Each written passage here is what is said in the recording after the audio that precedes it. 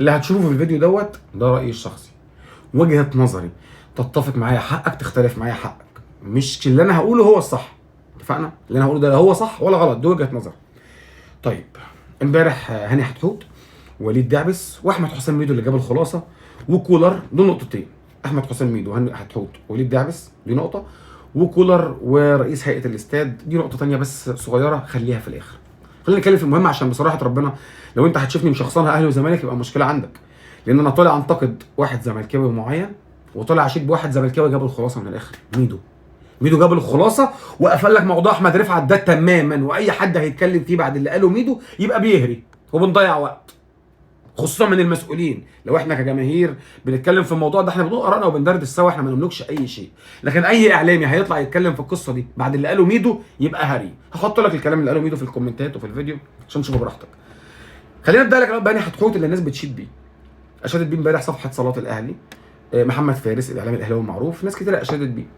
انا عارف مش هكدب عليك، انا بالنسبه لي عشان تيجي تقيم لي اعلامي مش من موقف، يعني هتقول لي هاني حتحوت امبارح يا اسلام كان راجل او كان ذكر زي ما كل صفحات الزملكاويه بقى كاتبه، ذكر ابن ذكر واللي نختصر، اي حد هيتكلم في قصه احمد رفعت هيبقى ذكر ابن ذكر وابن 60 ذكر كمان. طب انت متخيل ان في حد ممكن يقف ضد احمد رفعت؟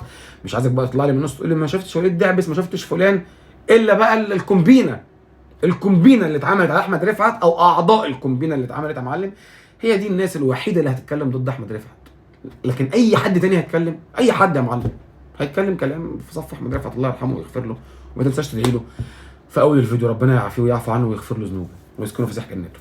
المهم، لكن انا بالنسبه لي هقيم حتحوت او هقيم اي اعلامي كمجمل. مفيش اعلامي كل ما هيقدم حاجه على الشاشه هتتفق عليها او هتحبها، اكيد هيجي عليك حاجه تختلف معاه فيها حتى لو بالادب واراء، ده طبيعي. لكن اديك مثال، مثلا ابراهيم فايق والمحمودي، شفت الاثنين دول؟ هل بتشوف زيهم على الشاشه؟ لا، او مش هتشوف.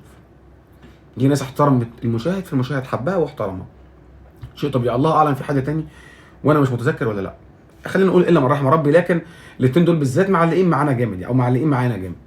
لكن هاني حتحوت دوت انا مسميه شخص زملكاوي او شخص من الاعلام الزملكاوي الاصفر، حاجه قد كده في الاهلي يكبرها ويجعلصها ويقعد يقول لك اصل حصل وحصل وحصل والاداره مش عايزه تعلن. طب انت عندك دليل؟ لا. طب عندك اثبات؟ لا. اي مشكله في الاهلي قد كده يكبرها. طب تصرفات شيكابالا في خناقه الماتش وبتاع اصله معذور. طب تصرفات شيكابالا في ماتش تاني ما حدش كلمه، ما هو من اللي شاله قبل كده قديم، مش شايف مش سامع ما بياخدش باله. احترمه ازاي يا علي؟ ملوش دعوه بالمهنيه ب 2 جنيه، هو بس بيوطي صوته بيقول فاه وبيتكلم باللغه العربيه الفصحى بالنطق صح. يعني مش انا زملكاوي، الناس كلها عارفه انك زملكاوي، مش زملكاوي زملكاوي اصفر، مش زملكاوي عادي. فحضرتك عايز تشيد بيه براحتك، انا لو مشخصنها اهلي وزمالك مش هطلع سقف او مش هطلع اقول لك الكلمتين دول في حق احمد حسام ميدو. احمد حسام ميدو اللي جاب الخلاصه، مش ميدو من اسبوع كان بيقول لك مش انت جامد؟ طب خد جامد واديني حامد، طب خد حامد وشد انا جامد، طب خد حامد واديني انا جامد. مش كان لسه بيقولوا البقين دول وانتقدته؟ احمد رفعت ميدو لخص لك قصته. فما علينا من قصه هاني حتحوت، اي حد هيتكلم في الموضوع ده هيبقى ذكر وهيبقى زي الفل، انا مش هشيد بيه، كل واحد حر، حقك تشيد بيه انت براحتك. احمد حسام ميدو نزل التويته دي، هحط لك في الكومنتات وافتحها واقراها براحتك. شوف بيقول لك ايه: وليد دعبس راجل غير مؤهل لتقلد اي منصب وغير مؤهل للحديث في الاعلام، حتى لو طلع يتكلم عن فايده المشبك وليه دمياط بتشتهر بيه. اقف هنا، عايزك تركز في النص الاول. راجل غير مؤهل لتقلد اي منصب وغير مؤهل للحديث في الاعلام. لحد هنا ستوب. هو ميدو طبعا كلامه التويته كلها ميدو في الجون، احييه عليها للصبح. التويته بتاعت ميدو دي لخصت كل حاجه. انا عايز بقى اسال في العموم سؤال: كم راجل في المنظومه الرياضيه غير مؤهل لتقلد اي منصب رياضي اساسا؟ كم راجل؟ عارف السؤال يبقى ازاي؟ هو كم راجل اساسا يستاهل يبقى موجود، مش كم راجل غير مؤهل، لان غير هو الطبيعي انهم 3/4 او 99% منهم غير مؤهلين. زي اللايف برضو اللي عمله ميدو، بس كانت مشكلته ان قاعد لي عريان في اللايف بتاع انستجرام، قال لك شويه عيال وشويه عصابه طلعوا يعملوا كلمتين وطلعوا ياخدوا مش عارف ايه ويعملوا يشتغلوا وكره لاعبين. كلامه كان في الجون بصراحه. المهم نكمل. مداخلته التلفزيونيه مع حتحوت اثبتت انه راجل خفيف، ومداخلته مع شبانه قبلها بيوم اثبتت انه راجل ما عندوش ضمير. طبعا صح. ركز عشان اخر سطرين مزيكا. اللي يرمي كلامه ويلمح تلميحات على بني ادم لسه متوفي بهذا الشكل علشان يتوه الحقيقه يبقى راجل لا يستحق انك حتى تبص في وشه. طبعا جدع. او تضيع وقت معاه او تضيع وقتك معاه. استوب هنا بقى عند النقطتين دول، انسى اللي فات. انسى اللي فات خالص. ميدو قفل بقى موضوع احمد رفعت بالكلمتين اللي جايين دول، قفلوا تماما. واي اعلامي هيطلع يتكلم فيه هو بيهري وعايز يعمل بروباجندا لنفسه ويعمل ريتش لنفسه. فين النائب العام؟ مستني ايه علشان تستدعي اللي تسببوا في وفاه الله يرحمه احمد رفعت وعامل هاشتاج احمد رفعت؟ مستني ايه؟ دي الخلاصه يا عم ميدو. والله الله يبارك لك بصراحه. ما انا دايما اقول لك ميدو انا بختلف معاه بس انا بحبه. يطلع يخبط فينا ما يخبطش، يطلع يقول لك اديني جامد وخد حامل، خد شد جامد وانا شد جامد. انا بحبه وياما قلت الكلام دوت، كنت اطلع ارزع او انتقد فيه واقول لك انا بحبه. لان هو اصل بص هو زملكاوي، فلما هيجي يتكلم شويه كلام كوره وشويه جامد وحامد وشد جامد والحاجات دي اكيد هتختلف معاه. لكن انا بحب فيه صراحته وجرأته.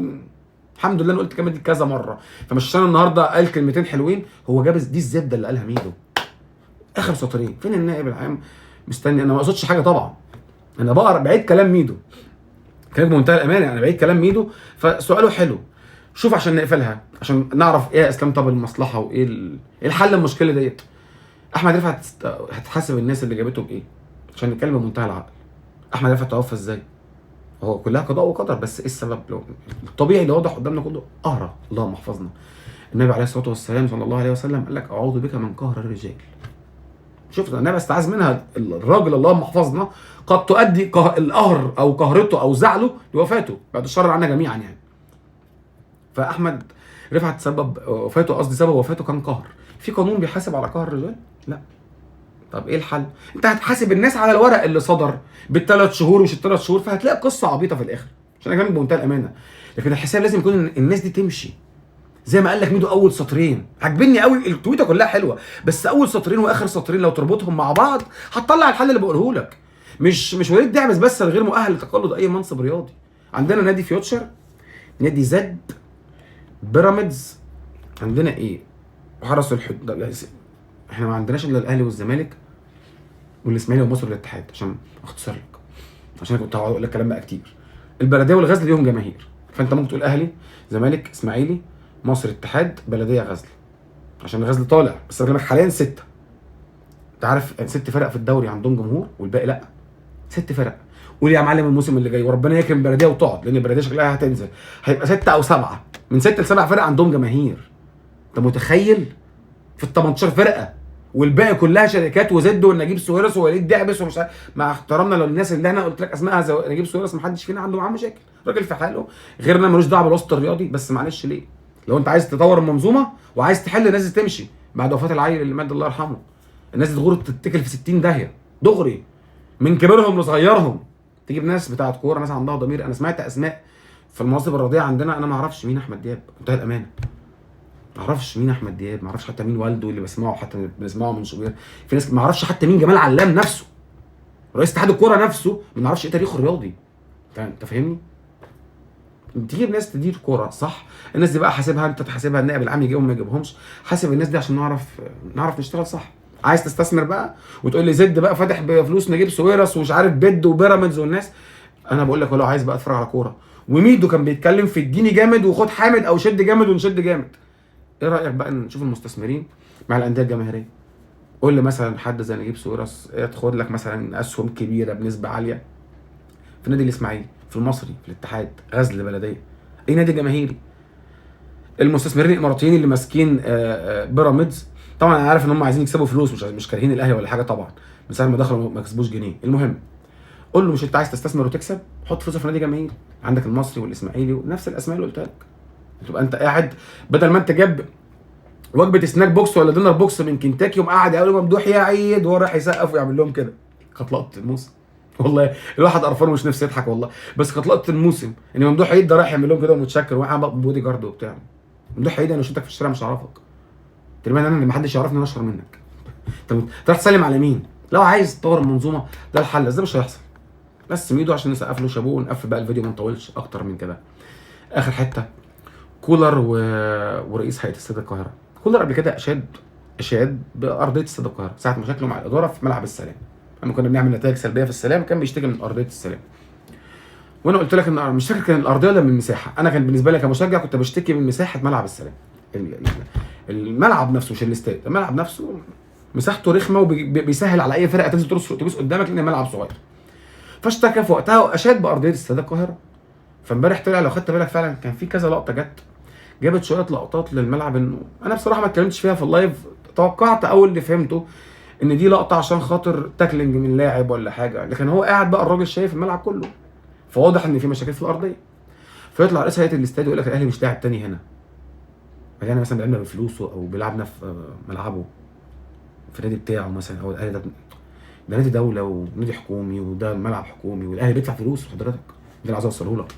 الاهلي بيلعب بفلوسه او بفلوس الحكومه، او الحكومه بتلعب في ارضها بملكها بفلوسها.